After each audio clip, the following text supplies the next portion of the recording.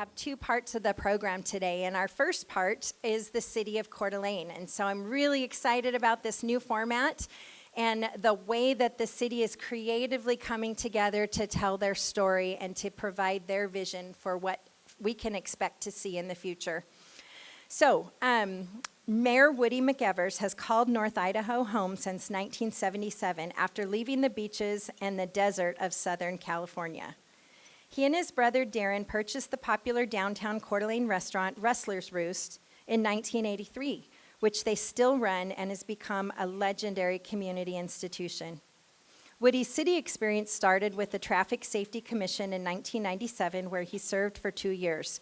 He was then appointed to the City Planning Commission and 5 years. Elected to the City Council in 2002, Woody believes government should be responsible to its citizens through honesty, integrity, and fiscal responsibility. He is a member of the city's Public Works Commission and was instrumental in the creation of Coeur d'Alene's government cable TV station, which is now also streaming online. It's called Coeur d'Alene, or CDA TV. He is the chairman of the board of the Kootenai County EMS system and has served since 2004. He is also a member of the Lake City Board supporting senior citizens since 2016. During Woody's years of service, many important projects have been completed. A small selection includes the public library, the Salvation Army Croc Center, 2 new fire stations to serve citizens, Atlas Mills State Park, McEwen Park revitalization, Riverstone development, expansion of the wastewater treatment facility to state-of-the-art status, creation of the city's newest water wells, and a new Coeur d'Alene skate park. Woody believes deeply that the City Council and the Mayor strive to do what is best for Coeur d'Alene citizens today and in the future. One person can make a difference. He encourages Coeur d'Alene citizens to consider getting involved in our great city to understand how our city government works. Ladies and gentlemen, please put your hands together and give a warm welcome for Mayor Woody McEvers.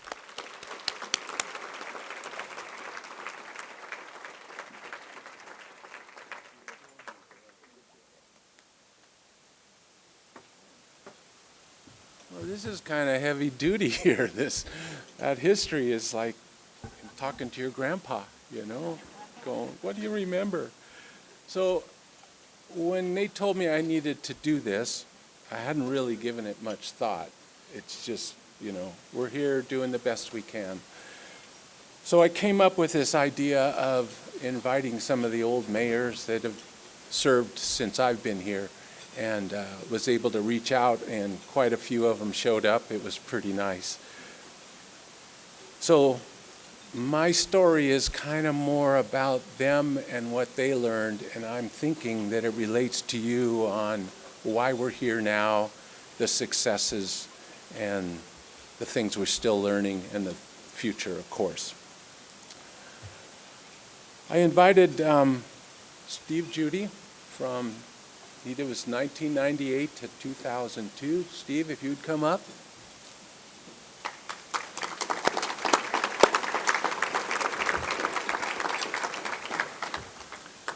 Steve, we used to, behind his back, call him the boy mayor.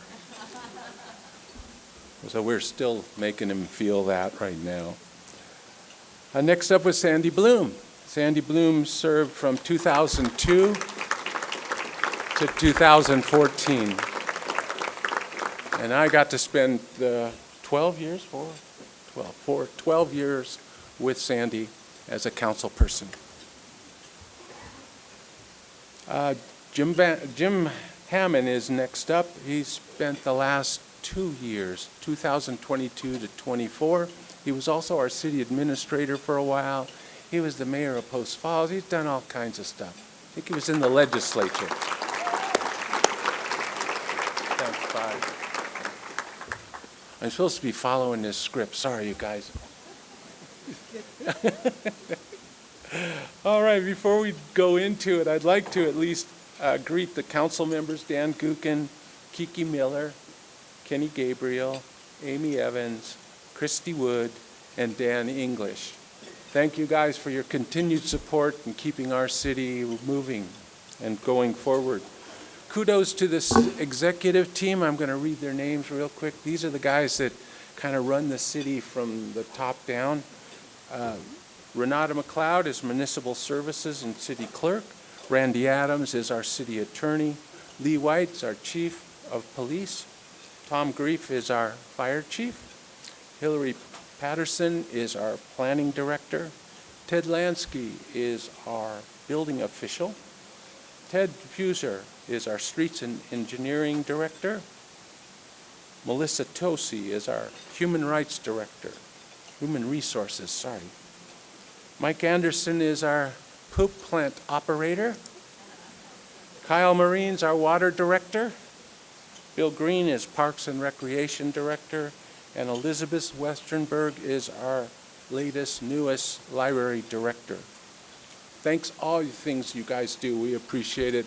You're the invisible ones. You're the ones I go to when I have a crazy question, and you really always treated me well, and I appreciate the guidance.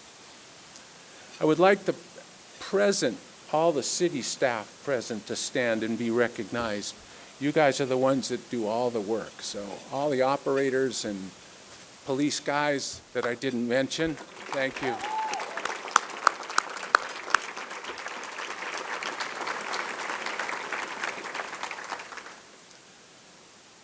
So, a couple of things.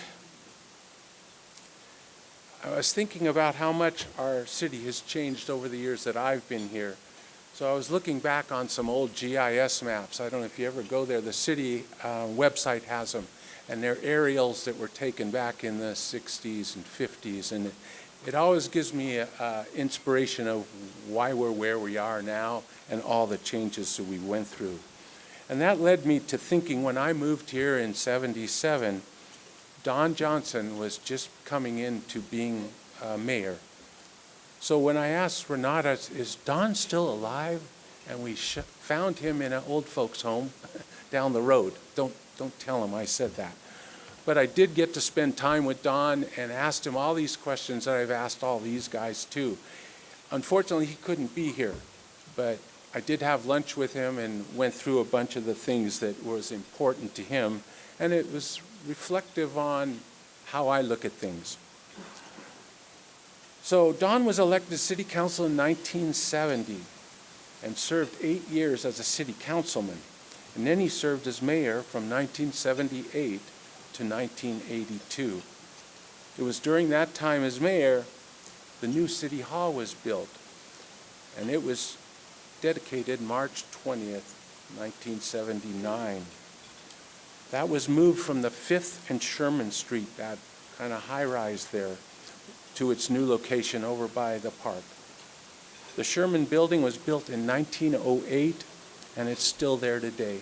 It's a pretty cool place. In my conversation with him, he was proud to the fact that during his term as mayor, the city budget was balanced for all 4 years. And I thought, well, that's interesting. Today, the state says you have to have a balanced budget. You can't play around with it. But I guess back in those years, it was a little different. I think Don was a little ahead of his time. In 1980, Don also initiated a program called Coeur d'Alene Tomorrow. This is 1980, which gave the Coeur d'Alene citizens a chance to tell the city government the kind of community they wanted in 20 years. So they're thinking out to 2000. I love that stuff. Don used public meetings, a partnership with North Idaho College to brainstorm what people of the community wanted the city to look like in the year 2000. Don is also remembered for the acquisition of the community center, which was our old high school on 7th Street, the Jewett House out on the lake, and water. He actually created the Idaho Water Company. So we ended up, the city, buying the water department, which was private at the time. He also implemented plans to programs to protect and preserve the community, including our first comprehensive land use plan, a revised zoning ordinance, and implements of wastewater treatment. So we are state of the art right now out there in the poop plant, as I call it, Mikey. Sorry, I can't help it. I flash back to that. It was during this time that we witnessed transformation of Sherman Park, which was where the old Woolworths burnt down, and that was the mid-'80s. And then he also led the city during the Mount St. Helens disaster. I don't know if anybody remembers that. That was scary. We didn't have phones, and we didn't know what was coming. So it was all on Don. He kind of carried it for us. I had an interesting conversation with Don, and I'd like to share with you his thoughts about leadership. Being a mayor, don't be sitting there on the chair waiting for things to happen. Grab a hold of something and go with it. Convince people that you're working on their behalf and keep the staff happy. You're a magician. You work for the people. And as Don Johnson said in his own words, treat your job as you applied for the job, and you just tell your boss, I'm going to do the best I can. Don't ever lie to him. I love that. Don't ever lie to him. Pretty basic stuff, right? Anyway, he told me people are the boss. You got to listen to them. I think I carry that now. So after Don, there was a little break. I lost 3 mayors have passed away in the last few years. And they were James Fromm from 1982 to 1986, Ray Stone from 1986 to 1994, and Al Hassel, who served from 1994 to 1998. They are all gone but not forgotten, and they all contributed about a total of 16 years to our city during that gap. So now I've got these folks here. Steve Judy is, I think I mentioned to you that he was here from 1998 to 2002. He was elected at the age of 28, making him the youngest mayors in the history of Coeur d'Alene, and you're probably still the youngest one at the tables, Judy. So I'm going to join him over here and kind of pick the Thanks for coming all the way from, where are we? Where were you? Meridian. Meridian. Yeah, not that far. He drove all the way from Meridian. We won't say the B word. We'll say Meridian. Meridian. So Steve, could you share a few accomplishments during your term and maybe some lessons learned, things that I stirred up the pot? All right, Mr. Mayor, thank you. First of all, it's my pleasure to be here. Thank you for inviting Michelle and I back. Certainly an honor to be up here with the other mayors and you, and truly, it's hard to believe it's been 27 years since I was elected. So about half my age that I am now. Scary. So as I ran, certainly at that age, I was very, I think, naive and idealistic. But when I ran, I went door to door, pretty much 8 to 10 hours a day the entire time during the campaign. Knocked on people's doors, asked them to visit with me. Many didn't. But those that did, I intently listened to what they had to say. Both big things, obviously, taxes, public safety, streets, all that fun stuff, and little things that seem to matter a lot. A couple of the fun things, obviously, were snow gates. That project basically developed out of me talking to some folks downtown, some elderly people that had difficulty getting in and out of their homes in the winter during snow because of the big berms that were created when the streets were plowed. And I said, you know what, I think we should fix that. So we went out and did the research, and there's a gate that comes down at the end of the plows now and keeps that berm from forming. But that was about, access and health and public safety. The leaf pickup issue was another one. The city had just suspended it the year before, and people were putting biodegradable leaves in plastic bags versus having them hauled off by the city. And then, of course, there's so many wonderful street trees in Coeur d'Alene that a lot of that, of course, is the city's responsibility. So I wanted to reinstitute that too. Those were the fun things. When you're idealistic like that, you think about, well, I want to do a lot for parks, and I want to do as much as I can for the city for infrastructure. Cherry Hill certainly, to me, was a wonderful accomplishment. I'm very proud of that, and with the support of the council, we were able to make that happen. And obviously, started the third fire station, which was badly needed at the time. And then, you know, Northwest Boulevard was probably the next biggest thing. That was on the docket for a long time, and many of you, especially as I look around the room, many of you probably don't realize how, what's the right way to say it? Well, it was the old mill site as you entered town, right? So your entry into the main city, when you looked off to the right, it was just kind of desolate. There was nothing out there, the mill was gone, and it just didn't seem like it was a great welcoming entry into such a wonderful community. So the project had been out there for a while. It was short on money, and so we sat down with the state and came up and made a deal on getting it done.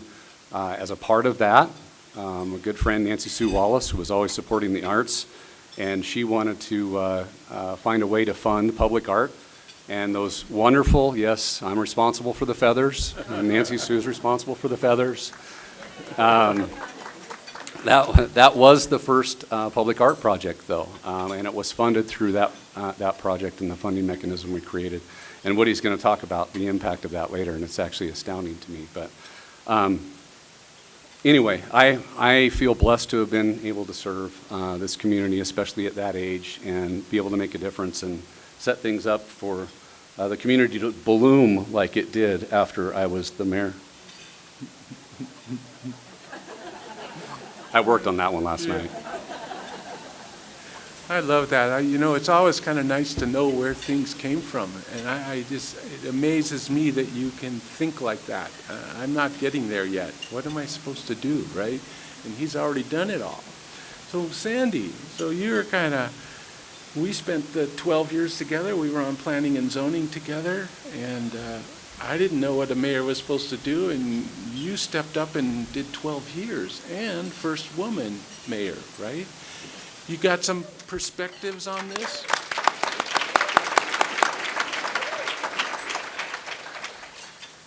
Well, there isn't anything like being mayor, I will tell you that, and it was an absolute honor to serve this community for 12 years. It was the best time of my life. So when they ask me to talk about accomplishments, be sure that you understand these accomplishments are not mine. They are yours. It took a community to make these things happen, and it took a lot of private-public partnerships. I'll start with the library.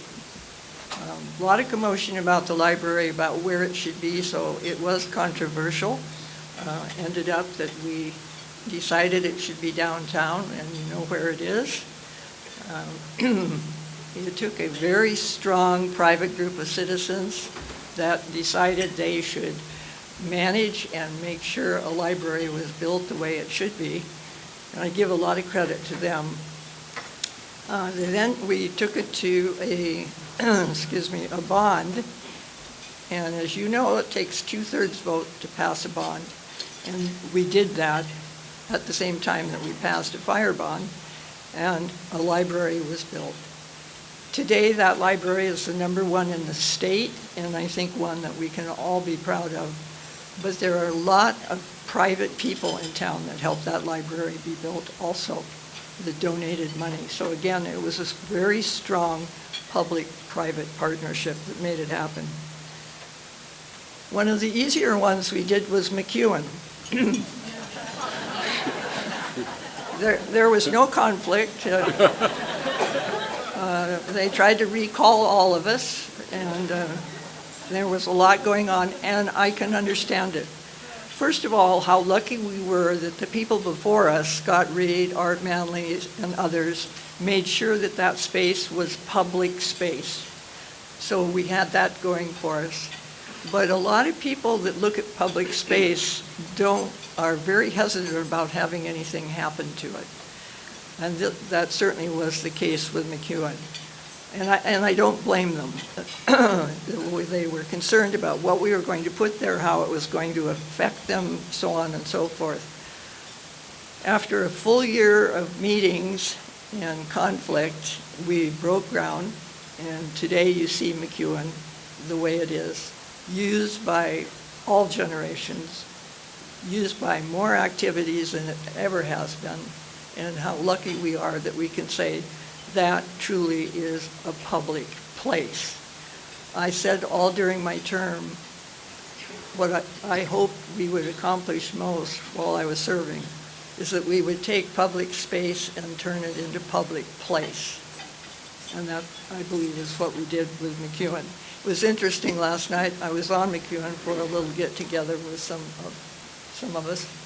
And as I was leaving, most of us at the get-together were of an older generation, not as old as I am, but an older generation.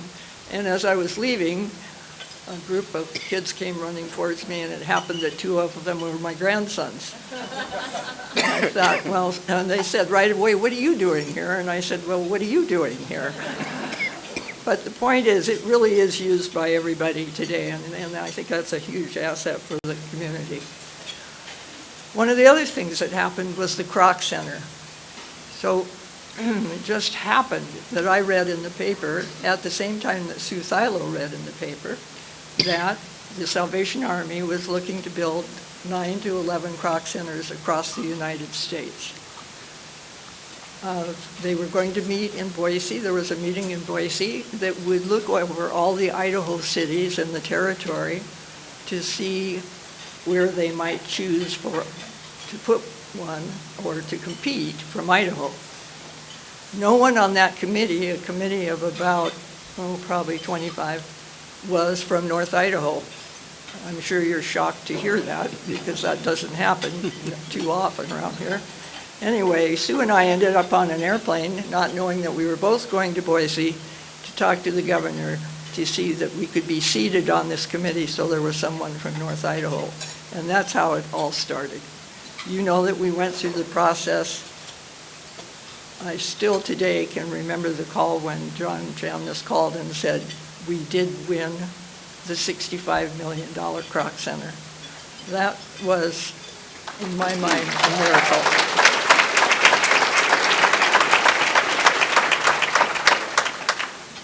That took us some fundraising for the community. We had to raise $8 million to meet our pledge for that.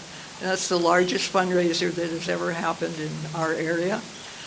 We did raise the $8 million, and today I don't have to tell you that that is a success here, and it is the #1 Kroc Center in the United States.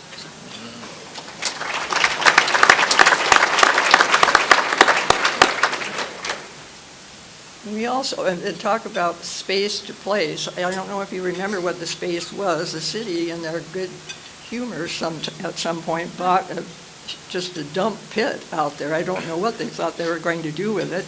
But the good news is we owned the land, and so that was space that truly did become place. Riverstone, you talked a little bit about Riverstone. Riverstone is what it is today because a lot happened there with urban renewal, private investment, the city.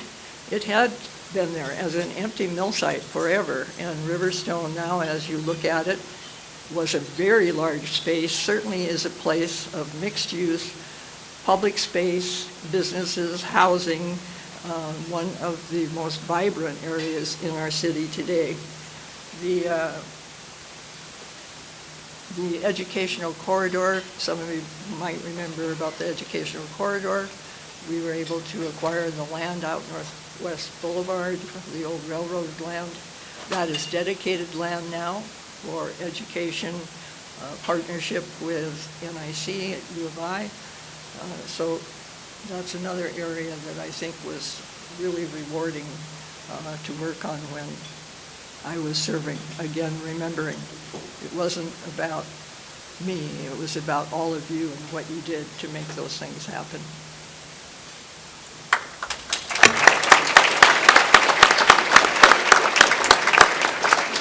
Wow, thanks, Sandy. That brings back a lot of memories, goods and weirds. That's all. That's all. All right, Jim Hammond, all the way from Colorado. Thanks for coming home just to help us out here. Your perspective on accomplishments and lessons learned. Thank you, Woody. First of all, let me say I miss you guys very much. It's really hard to be away from you, and it's a treat to be among you today. Thank you for that, and thank you, Woody, for letting me be a part of this.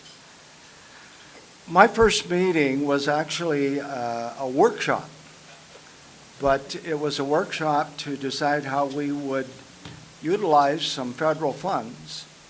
And there are a lot of folks came to that meeting and they wanted to testify. Well, it was a workshop. We couldn't receive testimony.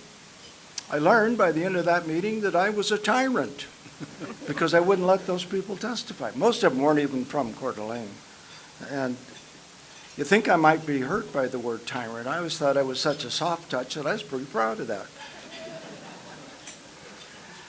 The sad part of that is that continued for several months into my service as the mayor regarding our council meetings. And somebody who was a great help for me was Chief White, because he really helped me figure out how to control folks, mainly by doing such things as just taking a recess and letting people cool down, visiting with those folks who were yelling, and then we could continue with our business and still make sure that those people were heard. And that was a very effective strategy, and I appreciated that. But it was a challenge for quite a while. We had some racial incidents in our community, and I always, because we have received or been gifted with a reputation for some racial incidents over the years, I thought it was really important that city leadership stand up right away and defend those who had been degraded in one way or another. And I felt that with the community together, we did a good job of standing up for everyone and making sure that everyone was equal and welcome in the city of Coeur d'Alene. I choose to continue to pick fights. Our invocations were managed by a certain group, and I made a change in that all faiths, not even just Christian faiths, but all faiths, were welcome to come and bring a prayer to start our meeting. And I think that has served us well also, because it's, again, another way of saying all are welcome, all are equal in our community. We are continuing to manage growth, and certainly I was a part of that. But part of that was preserving neighborhoods, and that is important to me because it's a part of what Sandy just talked about, and that is community. Community is so important because then when we have a challenge, we know each other and we will support one another. And it's also important because if we love our community, and this occasion right here is a good example of that.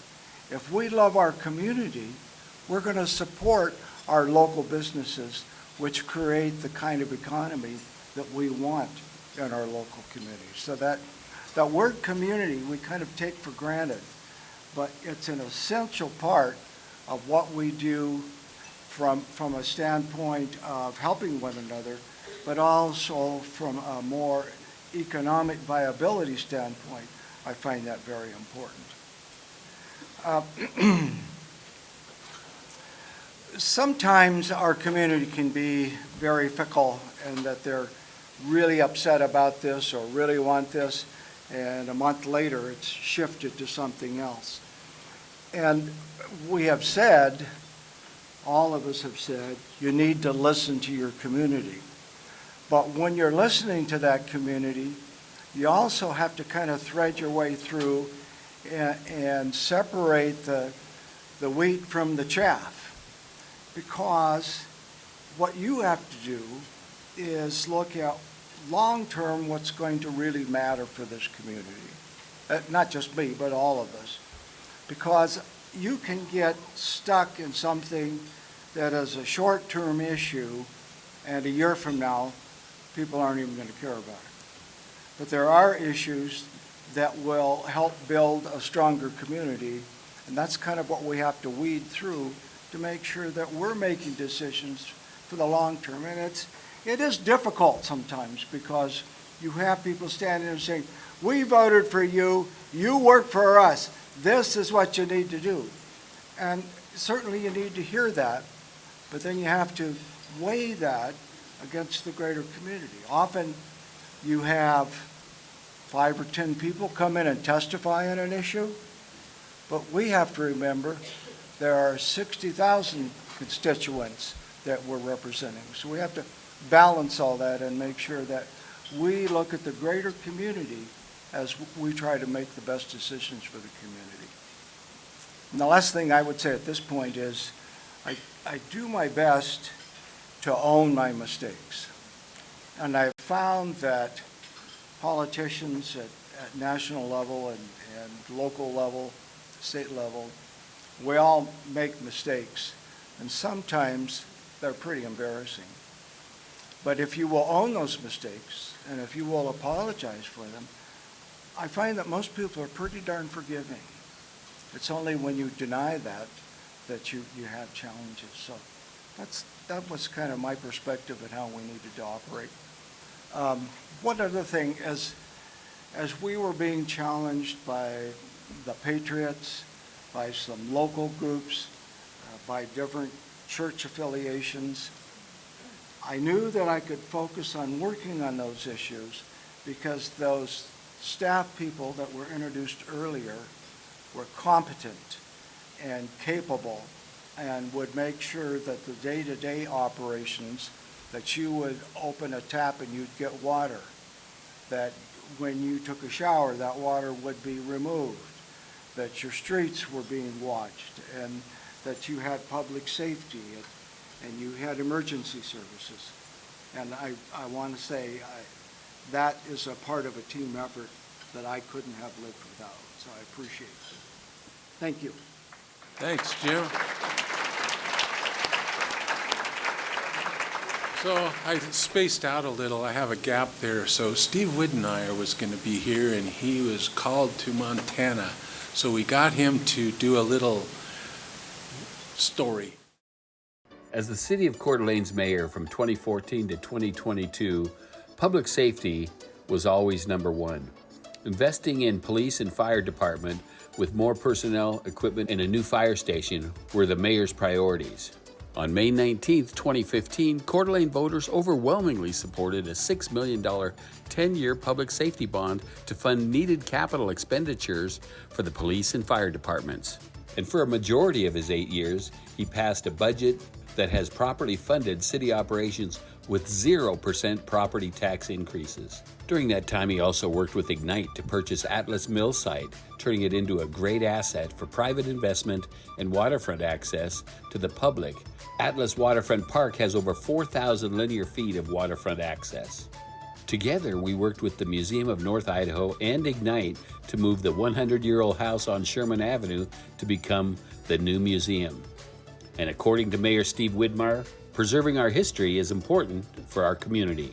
Another success was working with Ignite to build a parking garage at 4th and Coeur d'Alene Avenue. And according to Mayor Steve Widmeyer, one of the most important lessons I learned is that it's very important to weigh all citizens' opinions on decisions the city makes. Those that agree with you and those that disagree with you. All citizens deserve to be heard. Moving forward, the city needs to continue to serve its citizens with the services that are important to them while working to do this at the most cost-efficient price. Also, Coeur d'Alene's crown jewels are our parks. The city must generate the proper revenue through fees that are paid by non-tax-paying users, like parking fees, in order to not only fund our current maintenance needs, but to also establish a reserve account for large expenses that will come in the future. Another goal is to properly maintain our parks to avoid deferred maintenance like you see in other cities. Finally, the city needs to work with property tax owners to fix our sidewalks in established neighborhoods. Mayor Widmeyer hopes the city would ensure excellence in public safety, water and sewer, roads, parks, and other services. He said that we also need to advocate for a good public education system, which is critical for the city's future. While it's not a direct city issue, Mayor Widmeyer believes that we need to advocate for improved healthcare services. The state of Idaho is last in physicians per capita. This is a huge problem, one that is negatively affecting our citizens' health and happiness.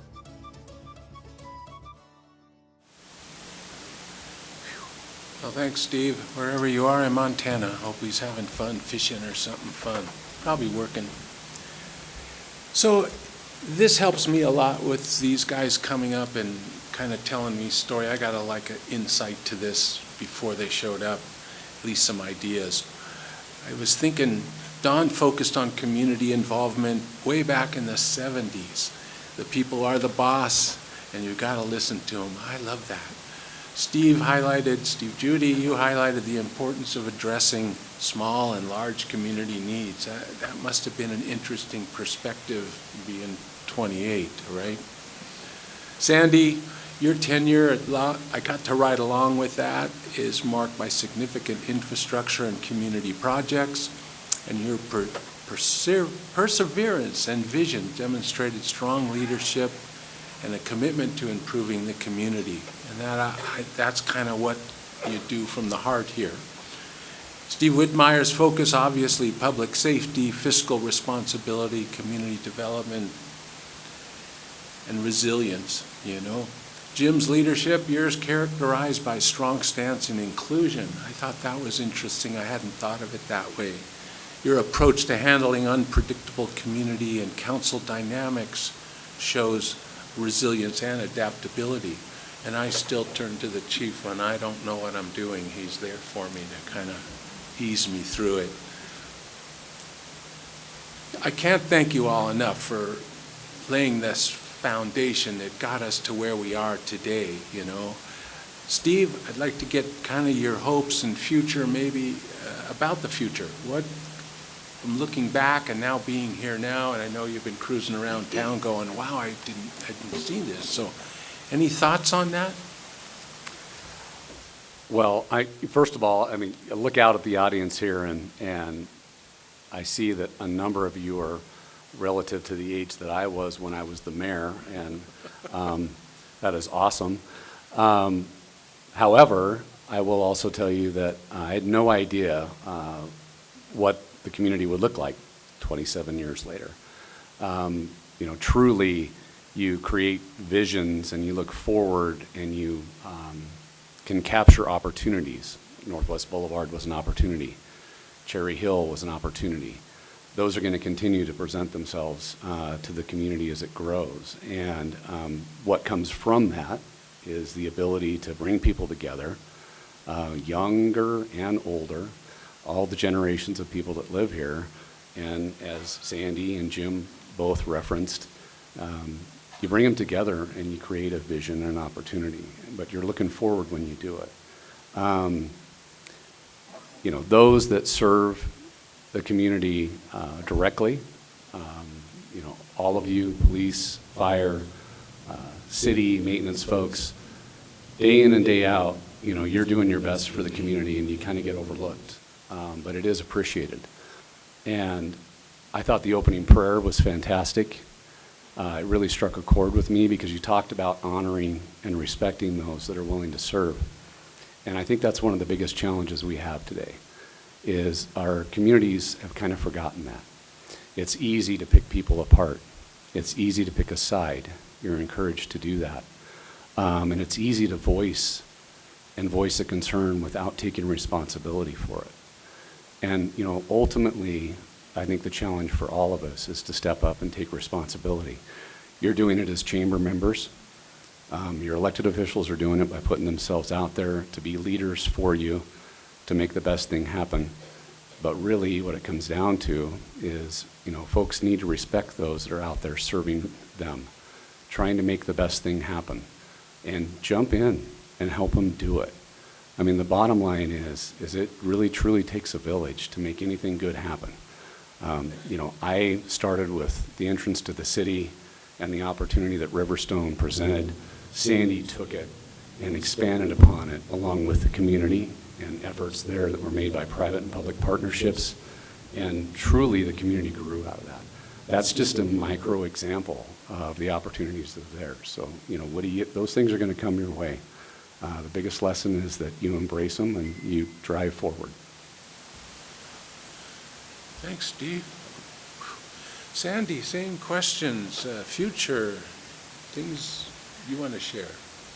Well, I think I'm probably the oldest person in the room, and from my perspective, as I remembered going back, I always felt Coeur d'Alene had a true sense of place, a true sense of who it was. And I don't think that it just happens. It takes all of us to remind newcomers especially that we have a sense of place, and what is it, and how do they fit in, and how do we engage them in that sense of place. Our demographics are changing, and as people are moving here, we have about 2/3 in a senior citizen category, or getting close to that. And one of the challenges for the upcoming people that are serving, and all of you, is how do we keep our young people here, and how do we recruit young people to come here? They're going to want it to be inclusive. They're going to want to be able to buy a house. They're going to want to have a community that cares about each other and takes care of each other. And we are not going to be a community that can function as well as we have been if we don't engage and get young people to move here. Politically, I'm going to speak to one issue that I believe in, and that is all of us need, especially elected people now, need to engage in an effort to change the law in Idaho so that you can pass a bond with less than 2/3 vote.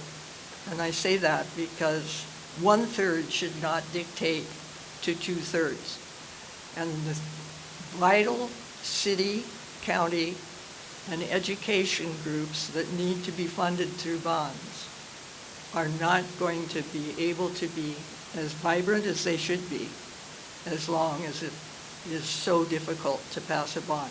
I'm not saying it should be 51%, but I think our communities need to look at engaging in that process to get it below 2/3. It's just too difficult to pass a bond. I hope we continue to be really engaged with the arts. We will share later, I think, the number of art pieces that the city owns right now. I think it's been a huge asset to our city. And I also encourage the county and its leaders to pull all of the cities in North Idaho. We used to do this more often, but to pull all of the cities together by meetings that engage the county and the cities. We're not in this by ourselves. We have to be in it all together. Thanks, Sandy. Well, Jim, what's your take on that? That Sandy talked about, and that sense of community, those descriptors are more than just descriptors. They are what is essential to have an effective community. The streets and the sewer and the water and police and fire and those kinds of things are cut and dried more so than that sense of place that draws us together like we are here today to ensure that we take care of one another, that we support one another, to create that community that can endure when challenges come our way. In between when I was the city administrator and a mayor, that mayor was not in my plans, but I was encouraged. I had a small group of men that met, and they said, Jim, it kind of shamed me into saying, you need to take some moments to just meditate and to read some spiritual things and write some things down. And one of the things that I used to pray for, and still do actually, is that our leaders would lead with courage, integrity, wisdom, and kindness. And I still think that those descriptors, those characteristics are essential when you go to the polls. The other part of what Sandy talks about is you have to also get out and vote. And too few people are deciding our leadership. But I would ask that as you decide your leadership, that you keep that in mind, because that's what we need to carry this local community forward, the state forward, and our national community as well. I wanted to explain something that, I guess because I have this Catholic guilt conscience. I left early, and I said, I miss you so much, but I left early because my son, who is a veterinary radiologist, and this is not to brag, but just to share, he spends a week, a month in either Europe or South America teaching. He is the veterinary radiologist for the last 3 Olympics.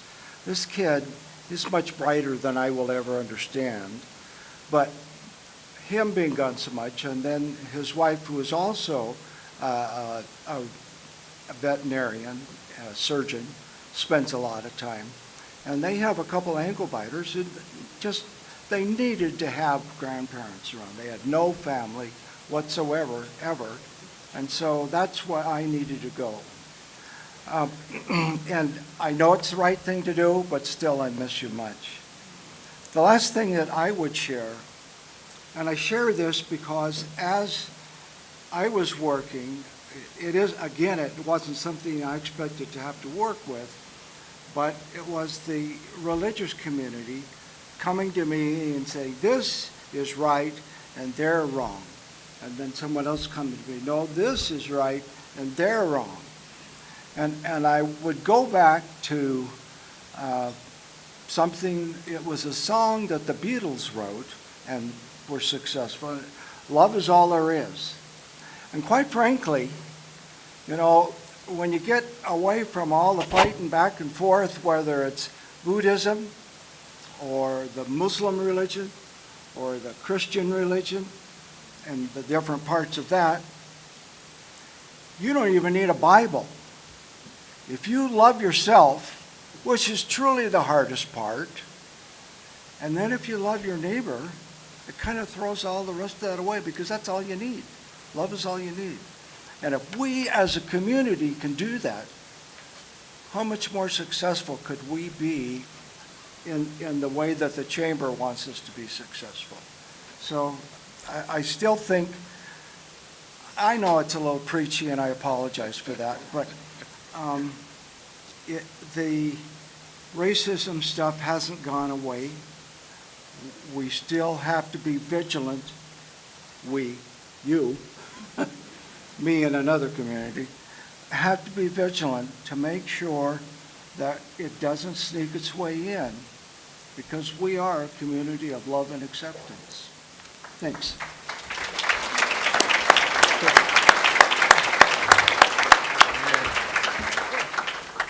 I got too preachy. I'm supposed to follow that stuff, you guys. So that you can kind of see why I asked them to come, because it helps me get grounded in why we're where we are today. And I have a bunch of stuff I could read for a closing, and I'm kind of inspired right now, and these guys have talked about things that I still feel are important, and some of it I haven't even thought about for years. It amazes me. But I was thinking back to all the different things that we take care of, and they alluded to it, the water.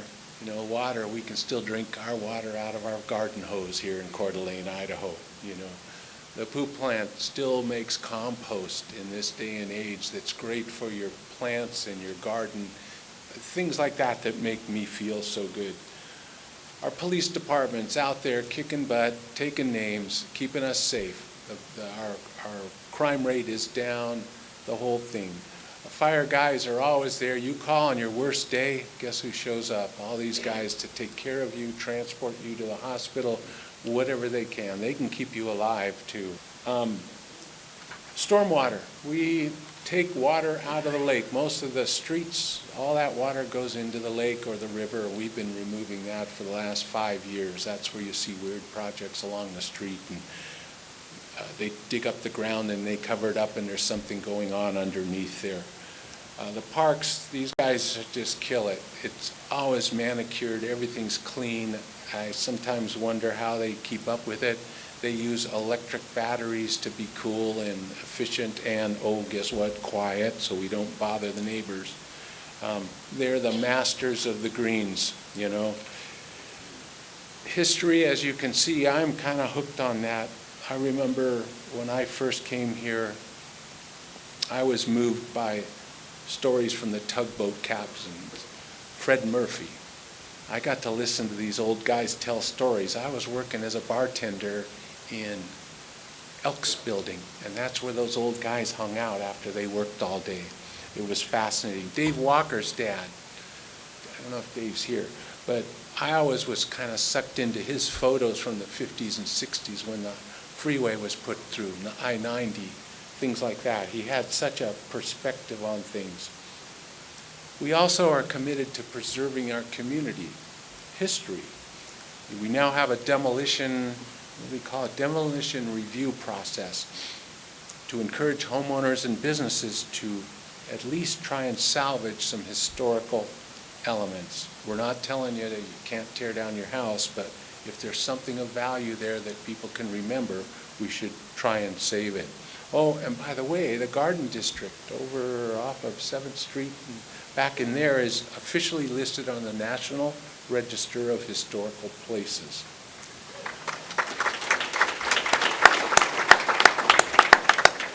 I know walking around town, you probably noticed art all over the city. I was thinking about you, Steve, driving around and going, there's art everywhere. Well, we have it everywhere. We have it on utility boxes, and we have art sculptures. It's pretty cool. The city now owns 150 unique art pieces, and that's kind of cultural. It took me a long time to get used to the feathers. I remember people, what is the feathers? And Sandy said, it's not about the art, it's the vibe, you know? And it took me a long time to relate to feathers, but they are cool, right? And now they're historical, right? I love that. My favorite, of course, is the new one out. It's the wastewater treatment plant. The newest thing is our fire-breathing dragon installed at the wastewater treatment facility. Its name is Sid, and Sid ran the treatment center for many years, and we named it after him. If you get a chance, try and go by the Centennial Trail out there by NIC. It's biogas, so the leftover of the food plant makes the flames. Is that cool? It's like it feels like we're using everything. Sandy talked about partnerships, the community center, Tubbs Hill, Croc Center, Ironman, all the things that you folks in our community stepped up. I don't think that if we hadn't done that those things maybe wouldn't exist today. We are a community, and we care about our city, and we care about each other. These guys say it much better than I. But your thoughts and feedback are important to me and council and all the city employees. Our city council doesn't always agree on every issue, and that's kind of half the fun of being on city council. You get to vote, you know. But I do believe that they all have our citizens' best interest at heart. I cannot say enough about city staff, you worker bees out there that just come and do your thing, and they're invisible to most of the world. And until you're involved, you see it through a different eyes and different light. So I'm going to tell you, our fire department's highest priority is providing our community with effective and reliable service. As fire apparatus age, they become dependable and require more resources to maintain. Kind of like old guys forgetting stuff, you know. New apparatus and equipment are essential to ensuring that the best possible responses to the community's emergencies. So remember, your participation, your voice, and your vote